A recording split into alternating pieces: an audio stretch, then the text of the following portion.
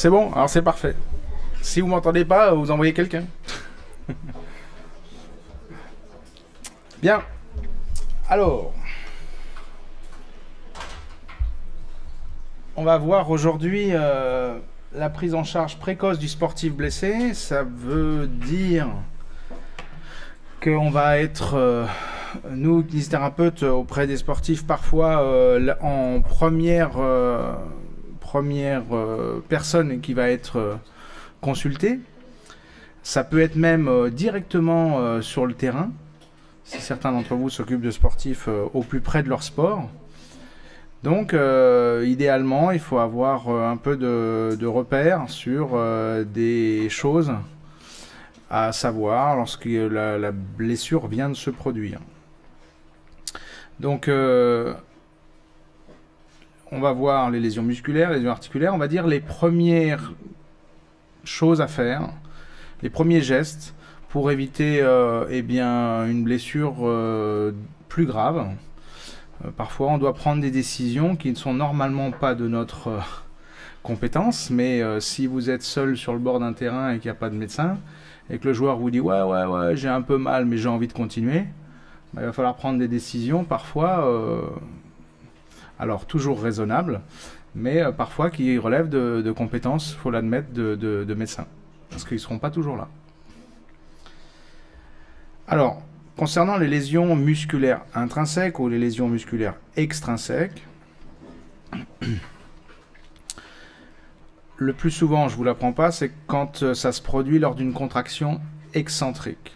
Si on parle des ischio-jambiers en particulier, vous pouvez avoir un phénomène de lésion musculaire lors de son allongement jambes tendues en avant. Lorsque l'ischio-jambier se met en contraction et qu'il freine l'avancée de la jambe, donc en excentrique, et en course externe.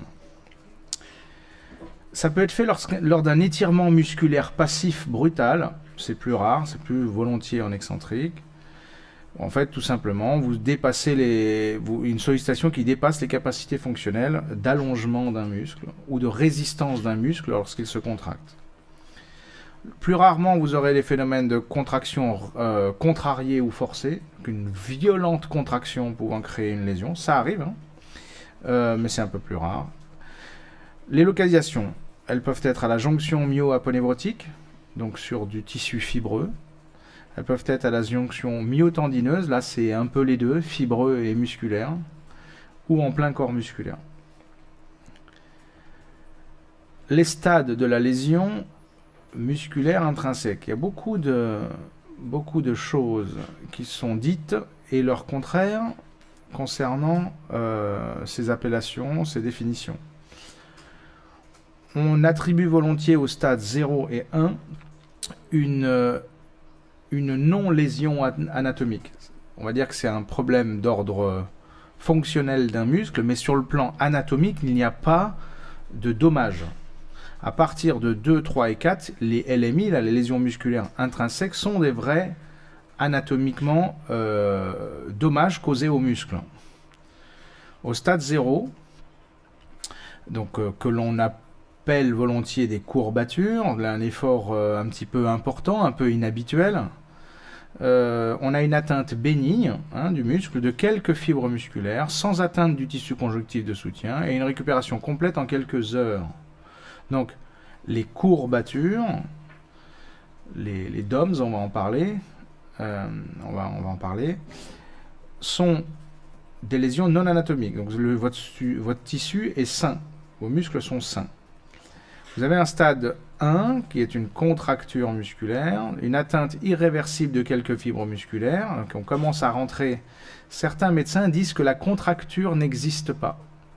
C'est déjà une micro-lésion musculaire.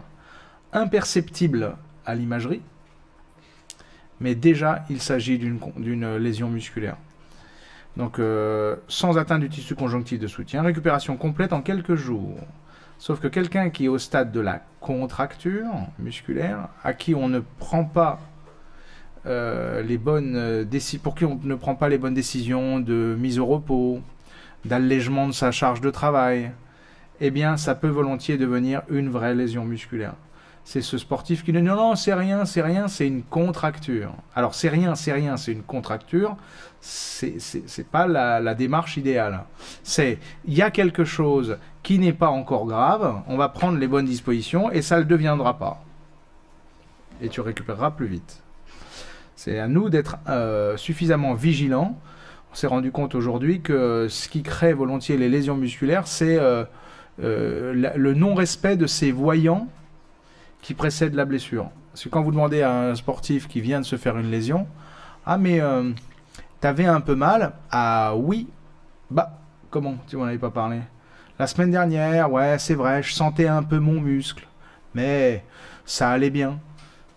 Enfin, je pouvais quand même courir. Oui. Donc ça, c'était déjà les premiers signes. Il faut inciter vos sportifs à vous dire tout le temps, c'est pas à lui d'évaluer si c'est grave ou c'est pas grave, c'est à nous. On lui dit, vaut mieux que tu viennes pour rien que l'inverse. D'accord?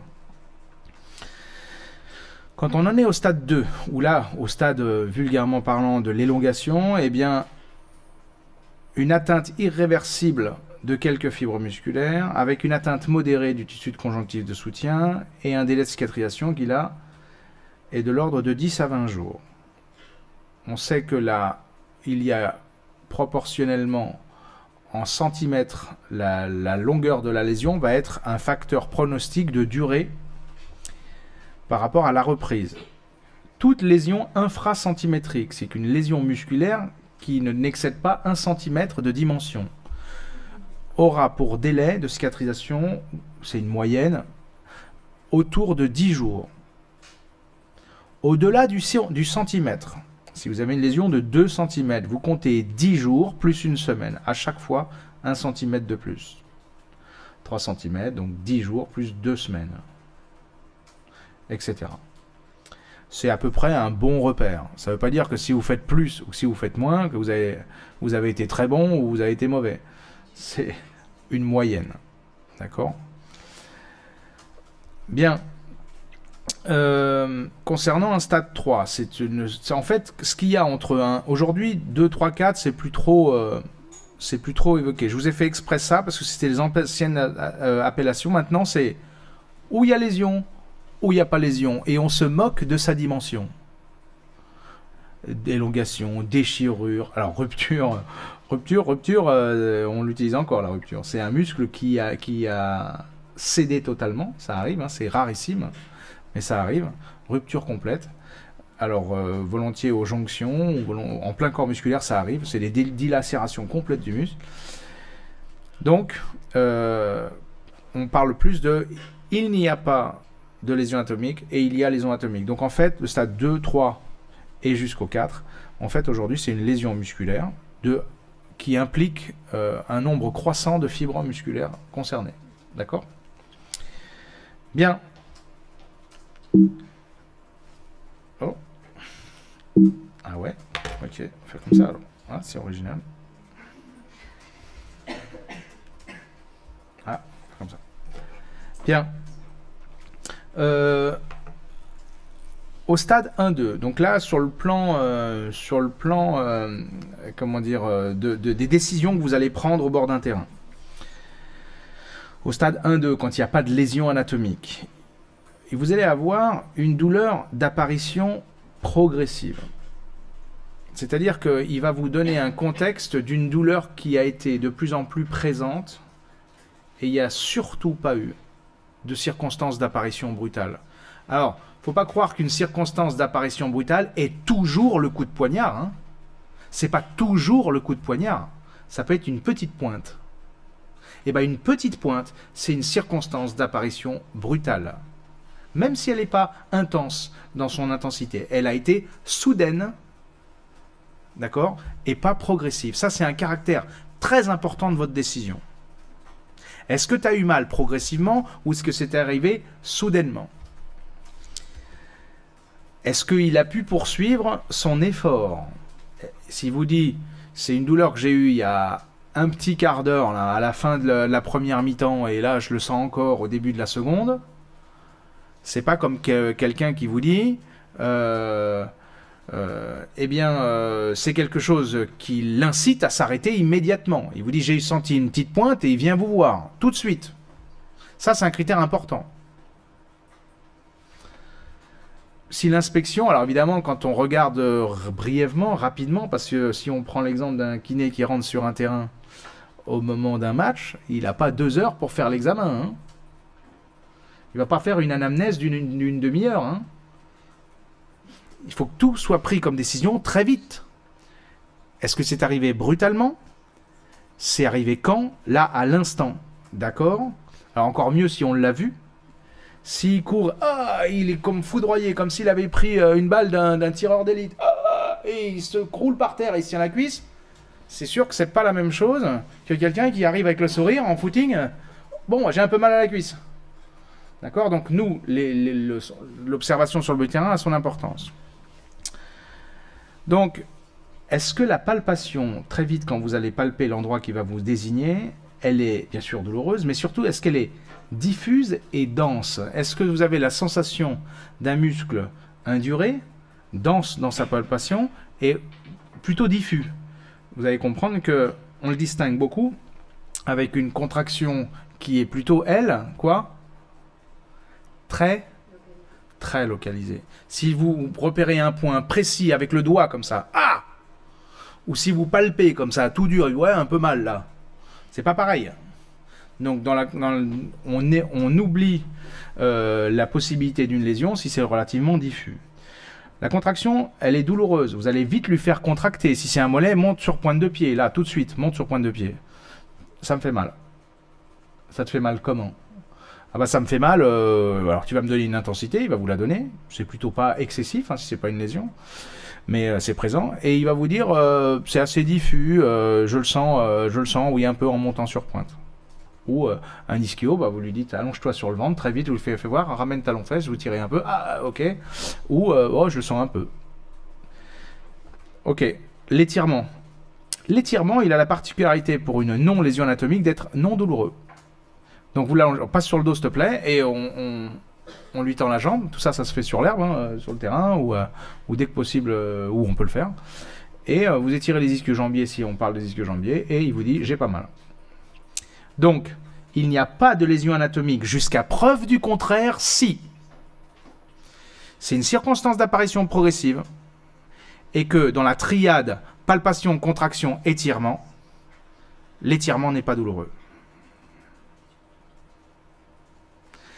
Jusqu'à preuve du contraire, et donc on le considérera comme tel.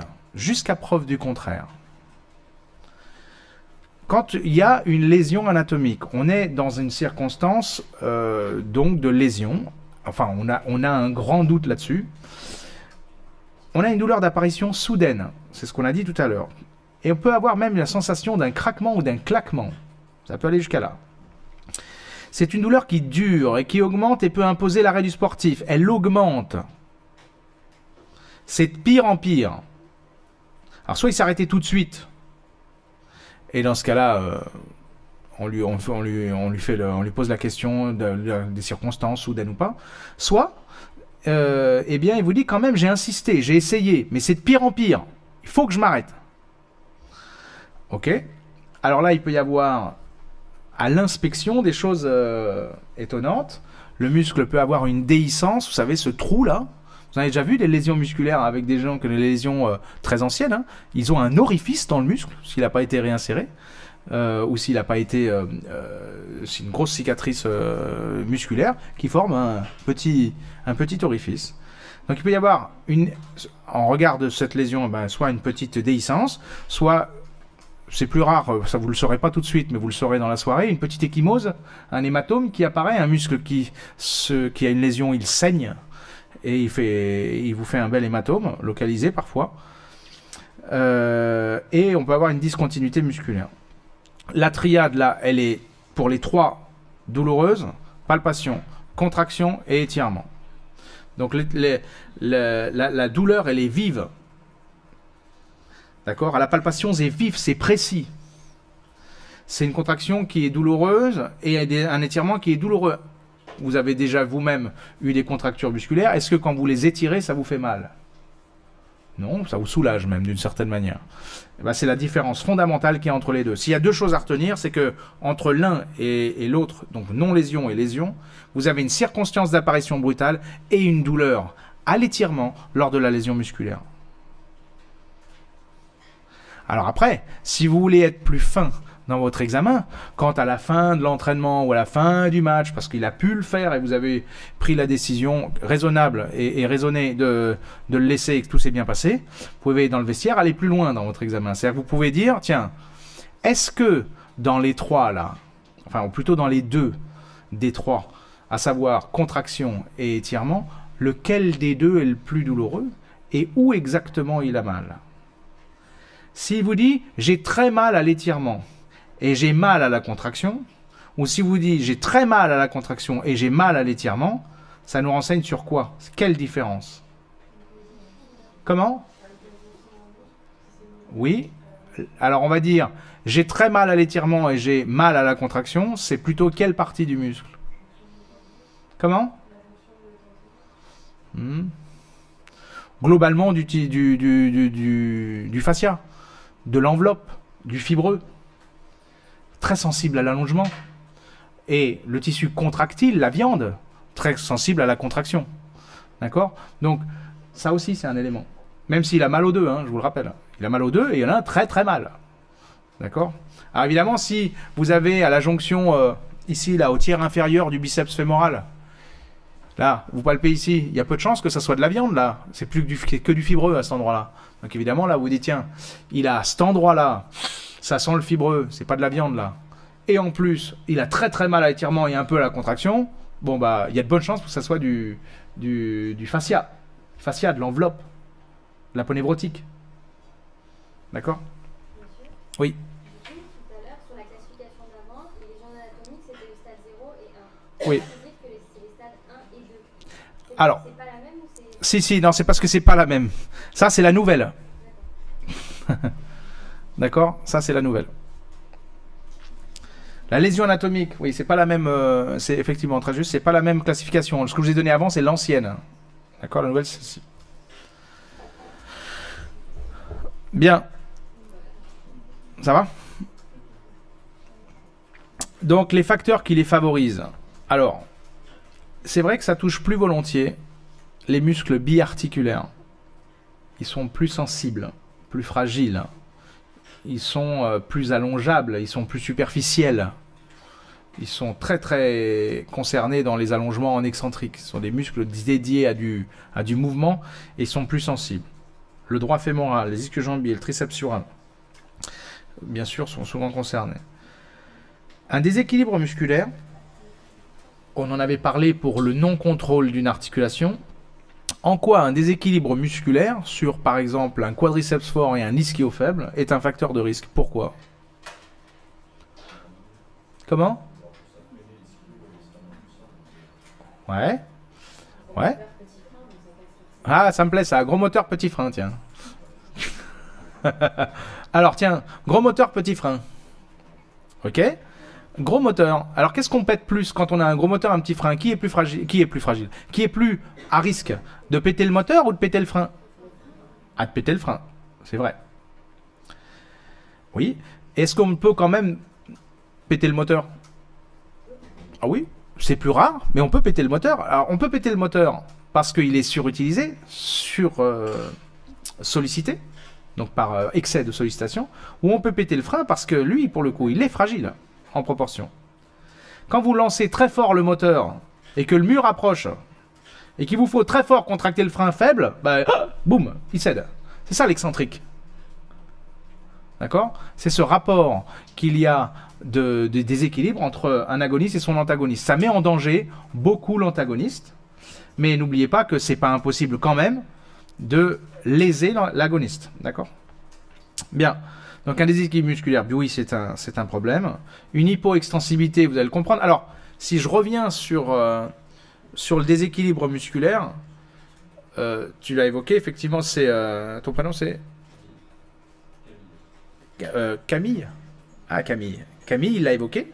Il a dit, le problème de force, donc le faible, est en danger, c'est vrai, il l'a dit. Eh bien, sachez que le déséquilibre musculaire de force, en fait, comme pour l'articulation, vous donne un non-contrôle de cette articulation de voisinage. Et c'est ce non-contrôle, sur le plan proprioceptif, qui met en danger les muscles. Les muscles, je vous l'ai dit, ils sont capables, grâce à leurs fuseaux neuromusculaires, à leurs organes tendineux de Golgi, à tous les capteurs, tous les récepteurs qui sont en eux, d'informer continuellement le cerveau de leur position. S'ils sont peu, équilibrés, informatifs, ça sera vrai pour l'hypoextensibilité, mais c'est ça. S'ils sont peu enclins à se doser l'un l'autre, eh bien l'un peut mettre en danger l'autre. C'est ce qu'on a dit avec le gros moteur et le petit frein. D'accord, ça c'est important. L'hypoextensibilité, juste, ça a déjà été évoqué. L'hypoextensibilité, c'est la non-information, la sous-information d'un muscle qui manque d'élasticité qui le met en danger. Ensuite, vous avez un problème de non-résistance à l'allongement. Si un muscle est vite mis en tension et qui doit, dans un sport où il y a beaucoup d'amplitude exigée, dans les sports où on doit beaucoup lever la jambe, beaucoup écarter la jambe, si on parle des lésions musculaires du membre infin, eh bien, évidemment, ce muscle est plus en danger qu'un muscle allongeable, étirable, élastique. Bien, les technopathies, en quoi quelqu'un qui va, je sais pas moi, mal courir, il est en danger de lésions musculaires, du mollet par exemple. Pourquoi quelqu'un qui a une drôle de façon de courir, une technique gestuelle de la course peut-être inadéquate, il est plus à risque. Il a développé le déséquilibre musculaire. C'est ça. Alors d'ailleurs, le déséquilibre musculaire donne volontiers la technopathie, et la technopathie la lésion. Donc, une gestuelle inappropriée, prenons l'exemple on l'a vu, de quelqu'un qui court continuellement sur pointe de pied, même à vitesse lente. Il est en sursollicitation de son mollet, excessive, inappropriée, et donc dangereuse. D'accord ? Bien, hygiène de vie. Alors ça, je vais pas vous rappeler l'intérêt d'être sur le plan de l'hygiène de vie diététique, hydratation d'un sportif. Combien est-ce que vous savez la constitution d'un muscle en eau, c'est combien ? Combien de pourcents y a-t-il d'eau dans un muscle ? 70%. Il est fait à 70% d'eau. Combien t'as dit ? T'as dit 30 ? Ah, il a soif celui-là. Celui-là, il a soif. D'accord ? Le type de déséquilibre musculaire. Alors, je ne vais pas vous le refaire le cours qu'on a fait, mais déséquilibre quadischiaux par exemple, déséquilibre donc ça c'est un agoniste-antagoniste, intermusculaire, un demi-tendineux avec un biceps fémoral, ou intramusculaire, vous pouvez avoir le long biceps avec le court. Et d'ailleurs, quand on a dans un déséquilibre intramusculaire, donc un faisceau d'un muscle déséquilibré avec un autre faisceau du même muscle, eh bien vous avez un danger en regard de la zone de jonction entre ces deux faisceaux. Donc le tennis leg, vous vous rappelez, on en avait parlé peut-être, entre le jumeau interne et le soléaire, c'est une zone de jonction à risque. Le biceps fémoral, entre les deux, là, à la zone de jonction, un peu au tiers inférieur de la cuisse, là, il y a du danger. Bien, ça on l'a vu. Ah, maintenant on parle des lésions musculaires extrinsèques, donc les contusions musculaires, les chocs, les hématomes liés à des chocs. Donc ça peut être dans des sports collectifs ou dans les sports de combat où il y a des chocs, bien entendu. Ça peut être entre joueurs, ça peut être sur le sol, quelqu'un qui va entrer en contact avec, je sais pas moi, ou le sol, ou un poteau, ou voilà. Donc ça peut être des accidents liés avec un contact contre un élément du terrain ou autre chose. Et ça peut être contre un objet. Ça arrive beaucoup dans les sports de balle, sports de ballon. Par exemple, nous, c'est pas beaucoup chez nous, mais c'est courant dans le baseball. Voilà, des hématomes liés à des projectiles, des choses à pleine vitesse. Donc ça, comment on s'y prend lorsqu'on a un hématome ? Donc Là, c'est facile à vous dire. Il va vous dire j'ai pris un coup à tel endroit. L'hématome que vous voyez à l'écran, il n'est pas constitué quand ça vient de se produire. Et ce qui doit être un élément de décision fiable sur il doit ou il ne doit pas continuer son match ou son entraînement, c'est la course à partir de laquelle apparaît, la course du muscle, à partir de laquelle apparaît la douleur. Bien. On considère qu'une contusion est bénigne s'il n'y a pas de douleur en course externe. Prenons l'exemple du quadriceps, qui est souvent un gros muscle qui est devant la cuisse, donc les impacts s'il vient de projectiles de devant ou de chocs frontaux avec des adversaires. C'est souvent dans la cuisse. Eh bien, le quadriceps, quand vous lui demandez, fais voir, je vais plier ton genou, allongé sur le ventre, hein, je vais plier ton genou, soit il vous dit, avant les 90 degrés, ça va, j'ai pas mal. Dès que vous vous rapprochez des 90, il vous dit, j'ai pas mal, on est rassuré. Et vous avez presque le talon-fesse, il vous dit, j'ai mal à la fin. C'est bénin. Parce qu'on est en course externe, en position pratiquement talon-fesse, il vous dit, j'ai un peu mal. S'il vous dit, j'ai mal à 15 degrés de flexion du genou, c'est dramatique. C'est comme ça qu'on évalue la gravité d'une contusion. Vous mettez le muscle en allongement et vous repérez si la douleur apparaît en course interne, en course moyenne ou en course externe. Et là, vous avez les délais approximatifs d'une contusion en termes de récupération. 3-4 jours, la personne n'aura plus mal du tout.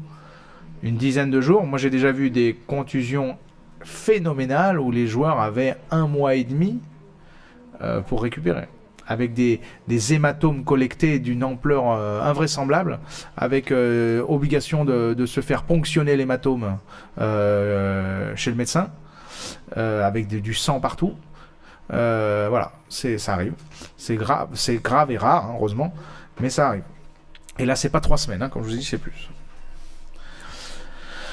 Donc, les gestes qu'il faut faire en urgence quand ça se produit, si on a pris l'initiative de le faire sortir, ce sportif, qu'il s'agisse d'une lésion musculaire intrinsèque ou d'une lésion musculaire extrinsèque. Comprenez, dans l'intrinsèque, celle du stade 3 de la classification actuelle, donc celle de la lésion musculaire.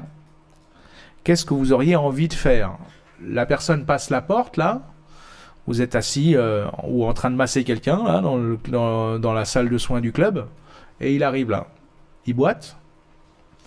Il vous dit je me suis fait mal là derrière la cuisse. Ah ouais? Vous le regardez se déplacer, il boite un peu. Il allonge pas le pas. Ah tiens.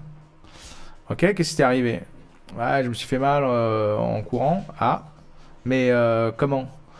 Raconte-moi. Ah ouais, j'accélérais. Ah donc t'as eu mal d'un coup? Ça t'a fait un coup violent, fort, soudain? Oui. Oui. Et alors, j'ai essayé de recourir. Je me suis tenu un peu la cuisse. Bon, je me suis relevé, je marchais, ça allait. J'ai réessayé 1 ou 2 séquences de jeu, mais ça me gênait, donc je suis venu te voir. Ah. Et donc vous faites la triade et hop, elle est positive pour les 3. Donc là, qu'est-ce qu'on fait? On lui dit retourne t'entraîner. T'es un feignant.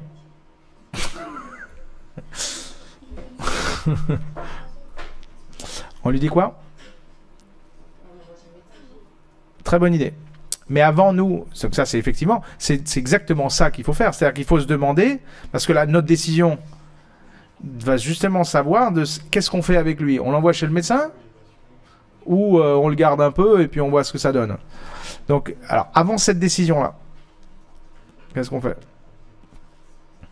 Donc il est là, il est devant vous. Hein. Comment? On comprime. Ok? Quel intérêt? Ça. Ouais, effectivement, on va limiter l'apparition tant que possible de l'hématome. Alors vous ne l'empêcherez pas, mais vous allez la réduire. Donc c'est très très important. On s'est rendu compte que des joueurs qui avaient ou une contusion ou une lésion musculaire intrinsèque et qui continuaient à courir avec, c'est-à-dire qu'ils ne nous le disaient pas, ils avaient des hématomes qui se constituaient beaucoup plus importants que celui qui s'était arrêté au moment où ça s'est produit et qu'on avait juste fait ce qu'il fallait. Donc oui, vous allez le comprimer. Ensuite, C'est le protocole grec un peu, c'est pareil. ouais, Glace, glace, compression. compression, très bien. Élévation. Est-ce qu'on l'empêche de marcher? Ça va drainer un peu. Qui vote oui? Bah, ça dépend. On va voter. Alors, ceux dans l'autre pièce, tant pis, on le saura pas, mais on aura un échantillon représentatif dans cette pièce-là. Qui vote oui? On l'empêche de poser le pied. Donc, il béquille, hein. Qui vote non? Ok, la réponse c'est ça dépend. Ok, ça dépend de quoi? Comment? Bah oui, tout simplement. Il y a des gens, vous leur mettrez des béquilles. C'est celui qui boite, vous sentez que c'est pas la fête, hein. Et puis il y en a un, il marche tout à fait normalement. Non, t'as mal en marche? Non. Alors méfiez-vous des béquilles quand même. Si on parle en particulier des ischio-jambiers, si vous avez quelqu'un qui va béquiller et qui est en flexion de genou, donc il oscille avec sa jambe, il la pose pas. Et il est en sollicitation, parfois ça lui fait vraiment mal. Vaut mieux qu'il pose un peu et qu'il soulage. Donc c'est ce qu'on appelle un appui un peu simulé, un appui, enfin il appuie, hein, mais il vaut mieux quand même qu'il pose le pied, pas qu'il ait la jambe en suspension, en particulier pour les ischios. Donc oui, on le comprime. Qu'est-ce qu'on fait d'autre? On se pose la question pour les béquilles et ensuite qu'est-ce qu'on fait? Comment? Ah, si tu veux, tu peux faire un périmètre, oui, c'est une info. Non, mais ça marche. Si vous avez un gros machin, oui, sur des gros hématomes, ça peut être intéressant. Ils se collectent assez vite, hein. Dans la demi-heure, vous avez déjà un bel hématome. Non, pourquoi en glace? Quelqu'un l'a dit, je l'ai pas entendu. Pourquoi en glace? Pour limiter l'inflammation. Ouais, très juste. Donc on va glacer, comprimer. Est-ce qu'on doit surélever la jambe? Pour une cheville, on fait. Ouais. C'est pas mal de l'allonger tranquillement. Là, il faut qu'il arrête de tourner autour de la salle de soins. Il est énervé en plus. Il va pas pouvoir jouer ce week-end. Il est comme un dingue. Bah, tu t'allonges là. Allonge-toi. Je vais te mettre ta jambe un peu surélevée. Tiens, regarde, je vais te comprimer. On va mettre un peu de glace. Bouge pas. Je vais prévenir l'entraîneur que tu peux pas continuer à t'entraîner. Pose ta jambe et on va appeler le médecin. Ou là, effectivement, oui.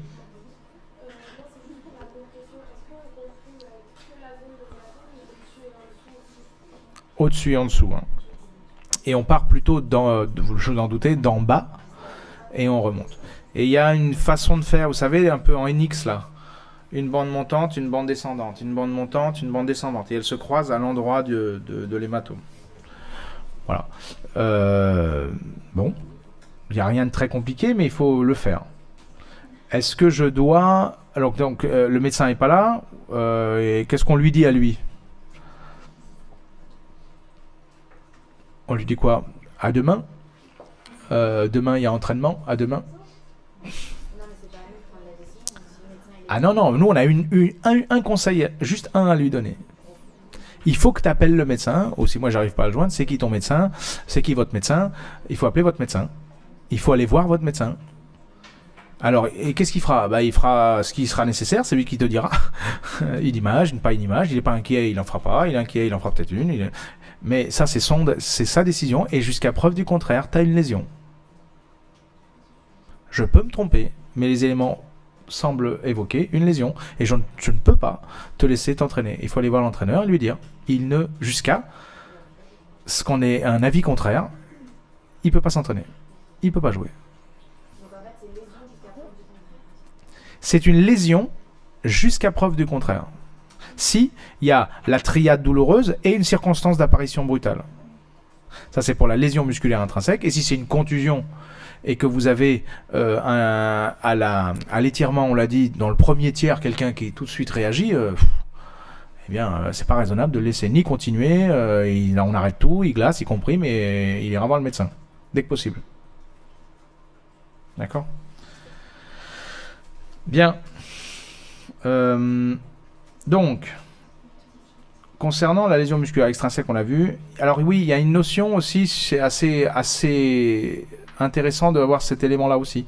Il y a une perte de ballottement importante parfois. L'hématome étant collecté en sous-cutané, c'est vraiment sous-cutané. Vous avez une espèce de plaque, une plaque indurée, très sensible bien sûr, vous en doutez, sur un hématome, mais c'est cette notion de perte de ballottement. Une douleur très aiguë, exactement à l'endroit du choc. Bon, ça, c'est pas le plus dur à identifier, bien entendu. La lésion articulaire, pardon. La lésion articulaire, alors là, il nous faut un examen rapide, un examen programmé du genou, méthodique, toujours dans le même ordre.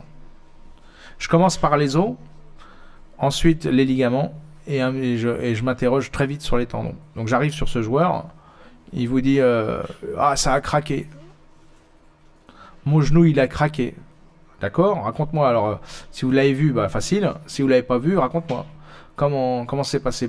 Tu vois, mon genou, il est un peu rentré. Il y avait un joueur qui m'a attrapé. J'avais le pied bloqué au sol. Ça a tourné, ça a fait crack. Ok.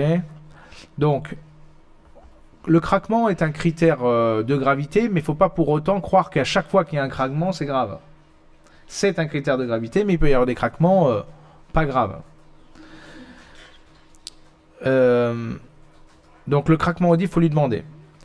Est-ce que tu peux me décrire le contexte, hein, et donc bien sûr c'est ça aussi quand j'en ai vu certains d'entre vous quand j'ai dit mon pied était ancré au sol et ça a tourné, il y en a qui ont fait la grimace. Bah oui, parce qu'on s'inquiète quand il y a eu un contexte de rotation. Effectivement. L'impotence fonctionnelle. Est-ce qu'il vous dit ouais je me suis relevé, j'ai recouru un peu, j'ai fait la fin de l'entraînement et me voilà? Ou s'il vous dit ça a craqué, ils sont venus vous chercher dans la salle de soins, ou ils vous l'ont ramené avec la civière, c'est pas pareil. Effectivement. L'impotence fonctionnelle immédiate. Alors, l'impotence fonctionnelle immédiate, il y a un élément important. Parce que il y a aussi ce que vous allez observer quand il va se lever. Au moment où il se lève, il vous dit, et d'ailleurs, vous ne lui avez pas demandé de le faire, mais il l'a fait. Peut-être que quand vous irez le voir, il sera déjà debout. Vous regardez, c'est très important, les premiers pas. Est-ce que vous avez le genou qui flotte? Un sentiment que le genou, il ne tient pas. Ça, vous ne le verrez plus après. Donc, ces premiers pas sont très importants. Et vous lui demandez, est-ce qu'au moment de te lever, tu as eu le sentiment que ton genou, il ne tenait pas? Oui. Ah bon. Donc ça a craqué, je me suis levé et ça tient pas bien. J'ai l'impression qu'il allait partir en arrière, que je le tenais pas, il a fait un mouvement bizarre. Pas mal, hein, mais je le tiens pas. Ça vous l'aurez plus parce que ça va tellement se fixer autour que dans les minutes qui suivent, c'est terminé. Donc c'est vraiment les premiers pas. Ça, c'est un très très bon élément. Craquement, bien sûr, on l'a dit. Et enfin, bien sûr, pensez aussi quand on évoque une problématique d'os, qu'une fracture n'est pas qu'une fracture en plein milieu d'une diaphyse. Ça peut être des petites désinsertions musculaires, des petits arrachements osseux. Et parfois, on pense qu'il a une fracture bimalléolaire, et non, c'est un arrachement de la styloïde de la malléole externe. D'accord? Donc ça peut être des petites fractures. Donc si on parle de l'os, évidemment, il vous faut observer l'os. Il a la particularité, quand il y a une fracture, d'avoir une déformation visible immédiatement. Après, il va quand même s'aligner, le segment. D'accord? Il va s'aligner, donc on ne le verrait pas. Mais dès que vous arrivez, parfois vous avez un avant-bras comme ça, un tibia comme ça. Ah, bon, là on ne dit pas, il y a entorse là. Donc d'accord, hyper important la déformation du segment. Est-ce qu'elle est sa déformation? Ça, bien sûr, on a tout de suite l'élément. Ligaments. Alors les ligaments aussi, quand il s'agit d'un problème d'ordre ligamentaire, on l'a dit aussi, hein, il y a un craquement audible. Il peut être aussi violent qu'un craquement d'un os. Il n'y a pas de déformation là par contre. Notre articulation est d'aspect normal. Il y a une impotence faible à totale. On peut avoir une légère entorse, vous le savez, ou on peut avoir une entorse grave, où on est dans le contexte où la personne ne peut pas marcher. Donc là, c'est beaucoup plus varié au niveau de l'impotence. Il faut faire vos tests ligamentaires. il faut savoir faire rapidement un test ligamentaire. Un test du tiroir sur le terrain ou au bord du terrain, savoir faire un test du tiroir poste, savoir faire une palpation un petit peu des ménisques, savoir faire une rotation pour avoir pour interroger la bonne santé des ménisques. Voilà, il faut très vite avoir un examen ligamentaire du genou. D'accord? Les haubans internes et externes, donc les collatéraux, ça c'est facile. Bâillement interne, bâillement externe, très vite. Ça c'est important. Donc on va par habitude, les bonnes pratiques, c'est peut-être de commencer du plus grave vers le moins grave. D'accord?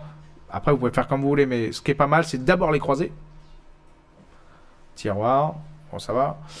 Tiroir poste, très bien. Bâillement interne, bâillement externe. Plutôt sur le ventre, rotation. Voilà. Après, on interroge la rotule, on regarde d'autres choses, mais voilà, du plus grave, entre guillemets, vers le moins grave. Les tendons. Alors, les tendons, vous savez qu'on peut faire des craquements audibles pour les tendons. C'est plutôt pas bon signe. Hein. Est-ce que vous croyez qu'une rupture du tendon d'Achille, ça craque? Quelqu'un en a déjà eu? Non. Je le souhaite à personne, mais quand ça arrive, ça craque. Crac! Ça craque. Ouais. Les gens vous décrivent une sensation de coup de fouet. Certains, ils se retournent et disent mais quel est le con qui m'a tapé dans le tendon alors qu'il était tout seul en train de courir. Le mec, le premier joueur, il est à 20 mètres. Ah. Ça fait une sensation de coup de fouet. Là, bien sûr, il peut y avoir une déhiscence avec un trou. Un mollet, par exemple, il est ascensionné. Donc, il a une forme bizarre. Après, vous connaissez le test de Thompson, bien sûr. Bon. Après, vous connaissez les tests qui évoquent, évidemment, la lésion de ce tendon. Ça va pour l'instant? Bien. L'examen ligamentaire du genou. Alors, je vous montre juste... Regardez le joueur blanc, là. Si on regarde son genou droit, à la retombée, d'accord, on voit pas très bien, dommage. Il a un porte-à-faux pied au sol et il prend un choc extérieur. Donc vous pouvez vous faire une lésion ligamentaire pied ancré. Ça c'était vraiment un choc avec un adversaire. Mais si vous avez un choc, enfin regardez le joueur, l'autre joueur blanc à la retombée, clac. Donc là, le pied est ancré au sol, il fait une hyperextension associée à un valgus. Bon, là, il est retombé même s'il a eu un phénomène de déséquilibre avec l'adversaire. Ou alors, vous avez celui qui se fait tout seul. Regardez, top.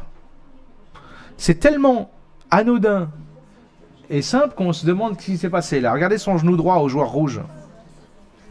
Au moment où il pose le pied, ploc. Parfois, il ne faut pas des choses très violentes. Et c'est quand ils se font des choses pas violentes comme ça qu'on s'interroge sur les nombreux facteurs de risque qu'il y avait peut-être en lui pour que ça puisse se produire avec quelque chose d'aussi simple. Bien. Donc, le croisé. Le mécanisme lésionnel. Dès que vous savez qu'il y a une histoire de rotation, vous savez que c'est pas bon. Si c'est juste un valgus du genou, on a l'espoir que la personne se soit fait qu'un collatéral médial. Quand il y a rotation, on est plutôt inquiet. La situation sportive, lors d'un changement d'appui ou d'un choc direct, vous avez eu les deux cas. Le test clinique du croisé, vous le savez, c'est le tirant antérieur direct et le signe de Lachman. Très vite. Le Lachman, vous êtes entraîné un peu à le faire? Pas facile, hein? Il faut déverrouiller le genou, il faut avoir le coup de main. Entraînez-vous. Ceux qui auront l'habitude... vous verrez, c'est pas difficile, mais on le fait, ça vient après. Notre main, elle prend une certaine, elle ancre fort et elle a le mouvement après. Bien, les croisés postérieurs. Bon, le joueur là, il souffre quand même, hein, celui-là là-haut. Est-ce que vous savez que vous pouvez vous faire un croisé postérieur sur une hyperextension? Vous le saviez ça? Vous pouvez aussi vous faire un antérieur sur une hyperextension, mais plutôt... Là, c'est un choc direct dans le tibia qui recule le tibia. Les plaquages un peu bas, comme ça, direct dans le tibia, ça peut faire un croisé postérieur direct. Donc là, c'est un tiroir postérieur. Ou alors, vous vous rappelez, il est allongé sur le dos, ça va très vite. Fais voir, écrase. Donc vous fléchissez le genou, écrase ton talon dans ma main, là, comme vous voyez en bas de la photo, là. La photo du bas, enfin le schéma du bas. Et là, vous voyez le tibia qui recule. C'est spectaculaire. Hop là. Vraiment, il fait son tiroir parce qu'il contracte ses ischio-jambiers qui lui crée le tiroir postérieur. On le voit, il y a ce qu'on appelle un avalement de la TTA. Vous voyez la TTA un petit peu avec son aspect bombé, elle rentre comme ça. Ça recule. Donc ça, c'est très facile à repérer. Oui.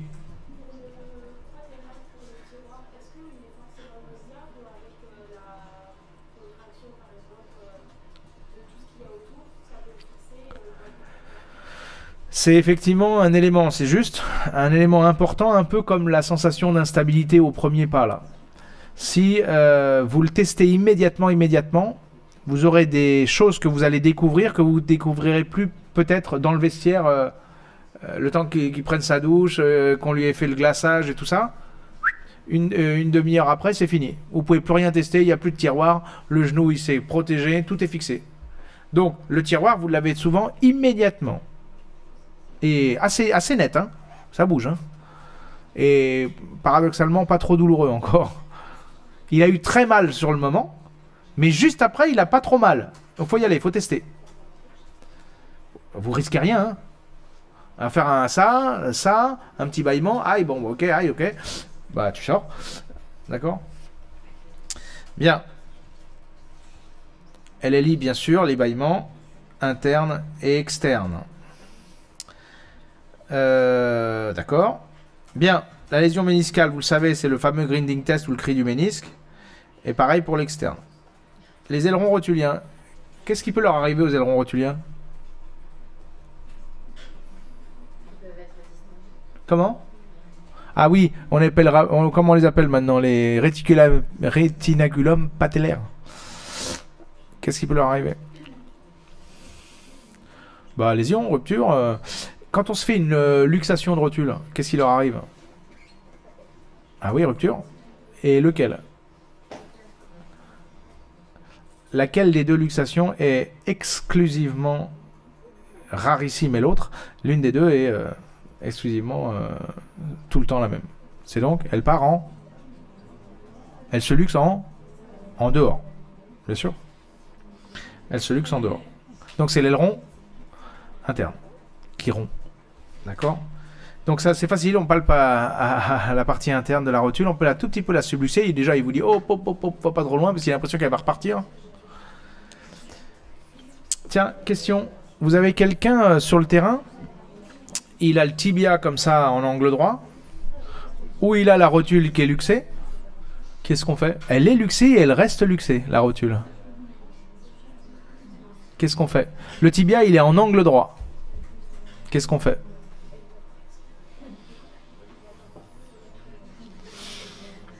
Comment? On le remet droit, c'est bizarre, non? Qu'est-ce que vous faites, vous? Ça vous arrive, là, vous êtes dans la rue, et un type, il se fait percuter par une voiture, il a le tibia en angle droit. Vous le levez, allez, marche, on va voir si ça va bien. Effectivement, on touche à rien. Il reste comme ça, et on attend l'évacuation du blessé, ou du patient, ou de l'accidenté. Alors, qu'est-ce qui vous inciterait à quand même faire quelque chose? Très juste. Allez prendre les poux. Le pouls pédieux, si c'est une lésion du membre inférieur. Allez aussi palper un petit peu au niveau neuro. On ne sait jamais. Et si jamais, dans des cas extrêmes, vous avez ça, alors... Comment? Si les secours peuvent arriver vite, vous avez fait appeler les secours et ils peuvent être là. Si c'est les pompiers, ça va arriver vite, donc vous touchez à rien, vous attendez que ça arrive. Parce que même s'il y a un pas de pouls ou un nerf qui se retrouve un petit peu concerné, alors méfiez-vous du nerf, parce que là le nerf, si vous faites, on pourra vous reprocher à vous, même s'il y avait une lésion du nerf avant votre intervention, dire que c'est vous qui êtes responsable, parce qu'il fallait pas toucher. Donc touchez à rien, dans le doute, si les secours sont là. Par contre, vous êtes au milieu de nulle part et vous savez que les secours arrivent dans 6 heures et que la personne n'a pas de pouls. Là, là, alors qu'est-ce qu'on fait si on doit le faire? Donc le tibia est en angle droit. Comment?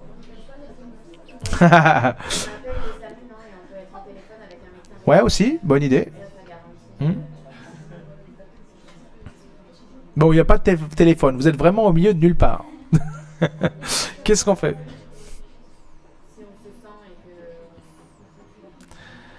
Si vous prenez quoi? Vous prenez le tibia et vous réaxez? Comment vous feriez? Ah, bien sûr.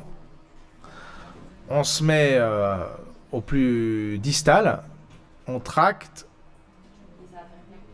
et après c'est les bronzés font du ski, vous savez, avec le bâton. Non, je plaisante.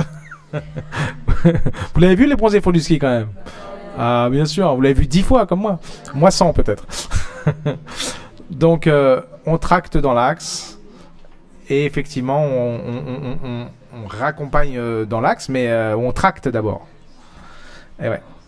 Bon, ça vous arrivera. Moi, ça m'est. Je le dis, je le raconte, mais je l'ai jamais fait. Hein. J'ai jamais eu à le faire. Bon, voilà. Ok. Qu'est-ce qui lui arrive à cette cheville là? Entorse, effectivement, gravissime là. Hein, ça va loin. Bien. Ok. Très vite, c'est très facile. Hein, vous connaissez ça bien. C'est très facile d'évaluer. Les ligaments de la cheville, donc inversion, éversion. Après, vous pouvez faire un petit tiroir, d'accord, petit tiroir pour voir si le talus, si le tibia recule ou non. La soutalienne, vous pouvez l'évaluer au niveau du varus valgus de l'arrière-pied. Méfiez-vous, il y a une entorse plus rare que l'on a au niveau de la cheville, c'est l'entorse du médio-pied. D'accord? Celle-ci, comment vous l'évaluez? C'est pas varus valgus, qu'est-ce qu'on fait? C'est pas inversion, éversion, c'est quoi? Vraiment, torsion du médio-pied. Torsion. Là, il fait un bond. D'accord? Ça, c'est vraiment ça. Alors là, on recommence. Os, ligament, tendon. On recommence tout pareil. Craquement audible, déformation, impotence fonctionnelle totale, arrachement osseux, on y pense. Alors, quels sont les arrachements osseux les plus courants au niveau de la cheville et du pied? Le quoi? Absolument. Ça, c'en est une. Quoi d'autre? Malléole latérale, très fréquent. Ok. Bien. Donc, si vous avez des choses qui vous évoquent une entorse de cheville, ligament collatéral latéral, donc vous en êtes à peu près sûr, vous faites le mouvement de varus, il réagit, ok. Ça vous prend une seconde d'aller palper la malléole et palper à sa pointe et palper la styloïde. Une seconde. Vous regardez, s'il fait un bond sur la table, alors là on a ce doute, d'accord? Parce que c'est pas si spectaculaire que ça, hein, une fracture de styloïde ou une fracture de la malléole latérale, c'est pas si on n'a pas une grande impotence et on peut passer à côté. Donc vous allez dire, ah, tu t'es fait une petite entorse, rentre chez toi, t'inquiète, on va glacer. Et puis le lendemain, il a vraiment quelque chose d'assez gros. On n'a pas trop fait gaffe. On a un hématome qui s'est localisé en regard de la styloïde ou de la malléole latérale. Et en fait, on aurait bien fait de palper. Et là, on aurait l'information. Parce que c'est très aigu. D'accord? Au niveau des ligaments, pareil, craquement audible, pas de déformation, là, en l'occurrence. Impotence fonctionnelle de faible à totale. Et on fait les tests ligamentaires qu'on a dit. Au niveau des tendons, le craquement audible, on l'a dit. Donc rupture du tendon d'Achille, bien sûr. C'est l'un des plus courants dans ce secteur-là, au niveau de la cheville. Vous savez qu'il faut faire le Thompson. Palpation de la gaine des péronniers, c'est important. Qu'est-ce qui peut arriver à la gaine des péronniers, la gaine des fibulaires? Elle peut se rompre et vous avez des petites subluxations du tendon. Comment on le sait? Comment?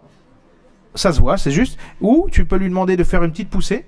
faire une petite poussée avec ses fibulaires, et tu vas voir, flouc, le tendon il se subluxe sur la malléole comme ça. Rupture des gaines des fibulaires. Ok? Bien. Donc, alors, il n'y a pas que les collatéraux, et vous pouvez rompre aussi, vous le savez.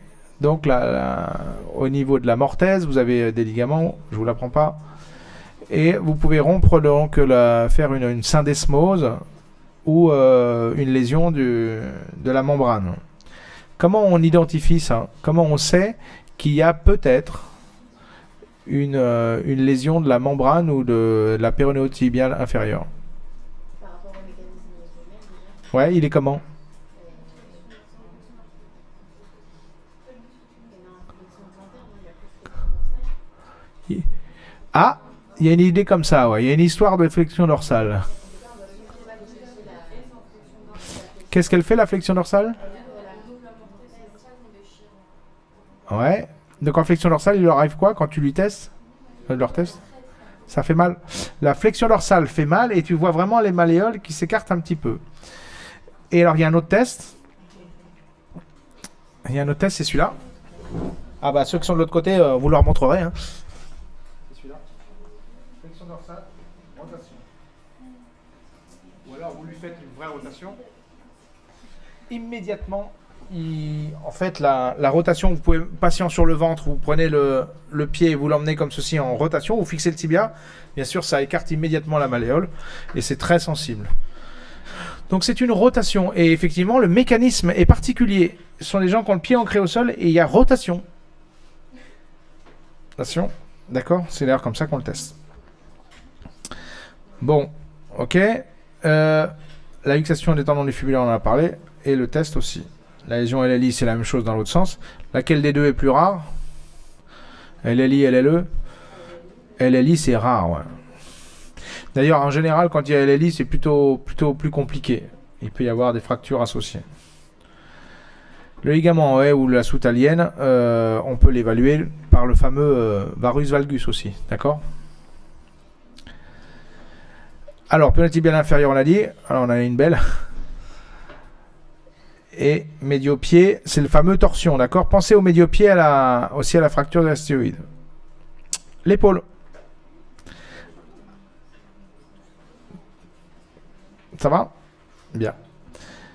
Donc l'épaule. Une luxation de l'épaule. Donc là, le joueur, il est allongé sur le sol. Vous courez sur lui, il tient son bras. Il tient son bras comme ça. Comment savoir s'il est luxé? Il a son maillot, il est allongé par terre. L'arbitre, il est à côté de vous. Alors, on reprend pas. Il vous fout une pression énorme. J'ai un match, moi, à faire jouer là. Qu'est-ce qu'on fait? L'entraîneur, il râle. C'est un moment hyper important du match. Et alors, bon. Qu'est-ce qu'on fait? Il est luxé ou il est pas luxé? Comment on le sait?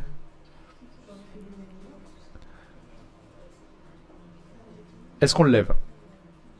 Bien sûr, on le lève. On le lève, il tient son bras, on le lève, on lui fait tenir, parfois on met le maillot dans l'avant-bras, on l'immobilise tant que possible. Si on peut le lever, on le lève. Sauf qu'avant de le lever quand même, qu'est-ce qu'on remarque? Donc il tient son bras, mais on remarque quoi? La tête humérale, elle est luxée, donc le bras, il est quoi? Il est beaucoup plus long que l'autre. C'est spectaculaire. Il est 5 cm plus bas que l'autre. Ça a l'air con, mais c'est très fiable. Il est comme ça.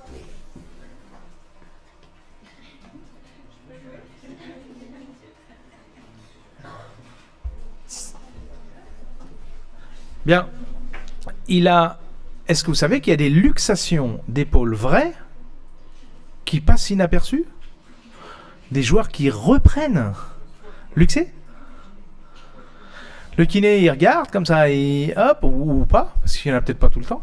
Il fait une rotation, hein. Ah, il a mal.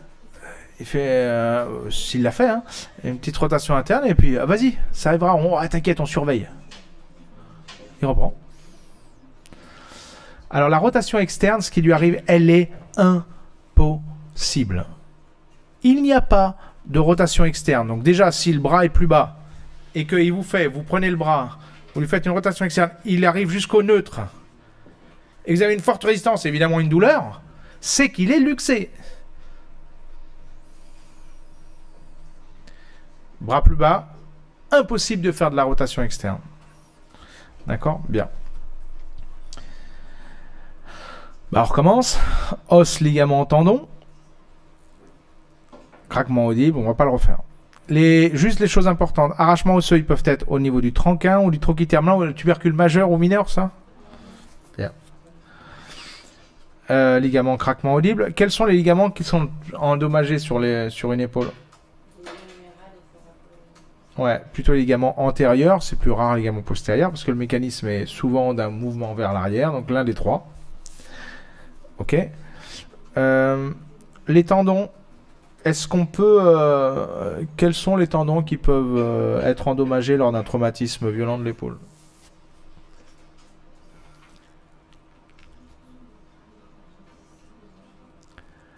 Le long-biceps et n'importe quel muscle de la coiffe, plutôt le supra ou l'infra. Quelqu'un qui va faire un choc violent et qui va impacter, sa tête humérale va venir impacter la coiffe des rotateurs, vous pouvez avoir un traumatisme de la coiffe des rotateurs, avec un écrasement. Et ils ont, ces gens-là, de plus en plus de symptômes au fil des semaines. C'est-à-dire qu'en fait, ils ont éteint leur coiffe des rotateurs, qui ne fait plus son recentrage, et ils ont de plus en plus mal. Mais vous ne serez pas très inquiété, lui non plus au début. Mais c'est de pire en pire dans les semaines. C'est caractéristique, ça. Et puis l'ombiceps, oui. On va pas le refaire, on l'a fait. Vous avez bien travaillé là-dessus. Donc juste vous rappeler le test de l'armée, le test donc du relocation, le relocation test, l'acromioclaviculaire. L'acromioclaviculaire, c'est hyper fréquent dans les chocs directs sur l'épaule, donc dans les sports où on plaque. Choc direct le plus souvent, ou indirect, donc avec une chute sur le coude, avec un traumatisme d'ascension de la clavicule. Comment on le teste? Là, voilà, il se tient l'épaule. Il se tient l'épaule. Comment on sait que c'est ça? Bon, ok, il n'est pas luxé, parce qu'il n'a pas la main en bas et la rotation externe, ça va. Il se tient l'épaule. Comment on sait que ça peut être une acromioclaviculaire? Comment? Touche de piano. Alors, la touche de piano, oui, tu vas la voir. C'est un examen qui te le confirme, plutôt quelque chose que tu feras au vestiaire. Ouais, mais par contre, tu l'auras peut-être pas la touche de piano tout de suite. Par contre, tu appuies. C'est juste, tu vas appuyer là. Waouh! C'est très localisé. Il a super mal, évidemment, sur l'acromioclaviculaire. Ça, d'accord. Et le test? Un seul. Tu tapotes? Ah non. Parce que tu l'as pas toujours tout de suite. Ça vient d'arriver. C'est? Il y en a deux. Mais surtout un. Le bras en avant. Et vous lui faites une adduction horizontale. Et là, il a presque envie de vous mettre une gifle. Hein. Ça fait très mal. Donc vous faites une adduction horizontale. Ça déclenche la douleur. D'accord? L'autre, ça peut être un peu comme un C-test, là, vous vous rappelez? Donc il lève le bras ou vous le lui levez. Et là, ça vient comprimer aussi. Bon, c'est un petit peu une adduction horizontale. D'accord? Sauf qu'il lève le coude. Bon, les deux sont évoqués, mais surtout le premier. Immédiatement, la touche de piano, dans le test clinique, je vous l'ai mis, mais c'est vraiment... C'est pas fiable. Parce que vous aurez peut-être pas de touche de piano. Il y a... Tout de suite. C'est pas un critère décisionnel. On peut pas faire un comparatif de la côté. Non. Ce que tu vas savoir, c'est surtout la palpation. Ça fait très mal. Ça fait très mal. Tu fais peut-être ah, ok, bon. Tu vas être sûr. Ah, ok, tu sors. Ah ouais, mais l'entraîneur il râlait. Oh, on n'a plus de remplaçant. Ok, reste. Ouais, vous aurez des choix parfois à faire. Bien, sterno-costoclaviculaire, un test, il n'y en avait qu'un à faire sur le terrain. On fait quoi?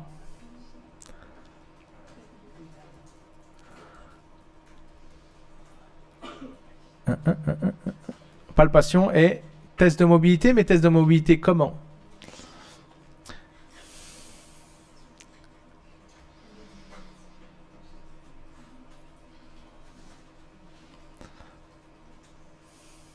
Bah, tout simplement, ascension ou abaissement du moignon, ça peut faire la mal. Avancée, recul, ou alors le même test que l'acromioclaviculaire, ça vient comprimer un peu. Et il vous décrit, c'est pas très compliqué ça. Parce que c'est une douleur tellement localisée là, il n'y a pas de doute sur autre chose qui serait touché au niveau de l'épaule. Il dit c'est là, j'ai super mal. Voilà. D'accord. Ça peut être un choc direct ou ça peut être un choc indirect avec une hyperadduction des bras. Ça, c'est assez facile. Ah, est-ce que vous avez envie de faire, on les a fait ensemble, tous les tests tendineux? Allez, on lui fait un job, on lui fait un knee, on lui fait tout, on lui fait la totale, on fait quoi? Là, on est sur le terrain là. C'est la douleur, non? Surtout qu'il nous renseigne. On va en faire un ou deux si on a un doute. Si vous dites je suis tombé sur le coude et mon épaule est un peu remontée, je vais juste lui faire un test de conflit sur, vous savez, le test de conflit sur le bord supérieur de l'acromion, l'hyperabduction par exemple de Gagé, ou un IR, tout simplement. Je regarde, d'accord, et on palpe. C'est vrai que vous aurez peut-être à en faire, mais évidemment on ne fait pas tout l'examen. Il faut que vous soyez orienté par le mécanisme, par ce qu'il vous décrit. Ça, au début, vous serez tenté, et c'est pas grave, peut-être de prendre plus de temps et d'en faire plusieurs. N'hésitez pas à le faire, il n'y a pas de problème. L'arrêt du match est fait. L'arbitre a arrêté le match et vous prenez le temps qu'il faut. La santé du joueur prime. D'accord? Mais en général, on va assez vite. Je vous l'accorde, on ne les refait pas tous. D'accord? On fait les tests de conflit volontiers et les tests tendineux, pas trop. D'accord? L'instabilité, on les avait vus, peu importe. Alors, les premiers gestes. Décision de retour au jeu. Il se relève et il rejoue, ou il se relève et il ne rejoue pas. Décision de retour au jeu. Mécanisme lésionnel. Donc, la vélocité, plus c'est rapide, plus c'est violent, plus on est inquiet. L'impotence fonctionnelle a son importance. L'inspection, bien sûr, on l'a dit. L'examen programmé, c'est ce qui vous dit je vais trouver ça grave ou non, avec os, ligament, tendon. Et le traitement. Alors, traitement. Il n'y a pas de traitement sur le terrain. Qu'est-ce qu'on peut faire directement comme traitement sur le terrain? Directement. Sur le terrain. Avant qu'ils reprennent. Ça vient d'arriver, il n'y a pas d'impotence fonctionnelle, il n'y a pas eu de craquement. Tu se relèves, il boitille un peu. Tu fais tes tests ligamentaires, ça va. Ouais, j'ai un peu chargé, mais ça va. Ok, fais voir. Marche un peu, monte sur pointe. Ok, fais voir. Fais-moi un ou deux pas sur le côté. Ça va. Non, ça va, t'inquiète. Je te dirai si ça va pas. Ok. Bon, bah, il reprend. Qu'est-ce que je peux faire, moi? Ah, effectivement. Ouais, je peux mettre du froid très rapidement ou protéger l'articulation. C'est important. Protéger l'articulation. Ou le muscle, il t'est contu, je le serre. Parce qu'on l'a dit tout à l'heure, si j'ai une contusion et que je joue non serré, l'hématome va être encore plus impressionnant. Donc oui, je peux serrer ou je peux un peu mettre de la glace ou un peu de bombe, ce que je peux. Mais je ne ferai pas des miracles. Hein. Par contre, à distance, oui, et c'est ce qu'on va voir tout de suite. On va le voir après. Donc, sensation d'instabilité à la marche, je vous l'ai dit, c'est dramatique pour un genou. Hein. On est inquiet. Surveillance de l'évolution et des gènes fonctionnels. Si les symptômes augmentent, il arrête. Hein. C'est-à-dire qu'on lui dit, si on est plutôt rassuré, on lui dit, écoute, on essaye, on voit. Il n'y a pas de choses inquiétantes. S'il vous dit, moi je t'ai à l'œil, tu me fais signe. Si les douleurs augmentent, on arrête. Hein. Il sort. On prévient l'entraîneur. Pour l'instant, on le surveille, mais si ça augmente, il l'arrête. Hein. Si bien sûr les gènes augmentent ou si l'évolution de la douleur augmente, il arrête. Surveillance des qualités de performance. Ah oui, alors ça vous remarquerez peut-être à certaines occasions, il n'est pas cohérent. Il est obligé de faire des adaptations. Il fait pas comment dire, sa gestuelle sportive normalement. Il sort. Quelqu'un qui est obligé, je prends l'exemple d'un joueur de tennis, qui est obligé de changer son revers, de mal le faire.